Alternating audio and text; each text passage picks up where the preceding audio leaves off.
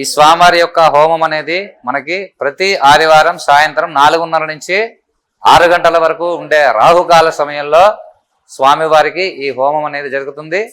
కాబట్టి అందరూ కూడా ఆ వివాహం ఆలస్యం అవుతున్న వాళ్ళు, అలాగే ప్రత్యేకంగా వివాహం కలిగి చాలా దీర్ఘకాలంగా సంతానం లేని వాళ్ళు ఎవరైనా ఉన్నట్లయితే, అలాగే మనకి దీర్ఘకాలంగా మనల్ని ఇబ్బంది పెడుతున్న న్యాయపరమైన జటిలమైన కఠినమైన సమస్యలు ఏవైతే ఉన్నాయో వాటికి స్వామివారి యొక్క అనుగ్రహంతో ఆ సమస్యల నుంచి మనం బయటపడడానికి చాలా అవకాశం ఉంటుంది.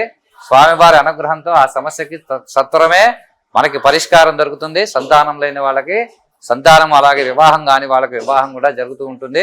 కాబట్టి అందరూ కూడా చక్కగా ఆ హోమంలో పాల్గొని, ఇది ప్రతి ఆదివారం రాహుకాల సమయంలో 4:30 నుంచి 6 గంటల సమయంలో గంటన్నర సేపు స్వామివారి యొక్క హోమం అనేది ఉంటుంది. కాబట్టి అందరూ కూడా హోమంలో పాల్గొని ఆ సమస్యలు ఎవరైతే ఉన్నారో ఆ సమస్యలకి సంబంధించి పరిష్కారం పొందండి. స్వామివారి యొక్క అనుగ్రహం కూడా పొందండి. ఓం నమః శివాయ.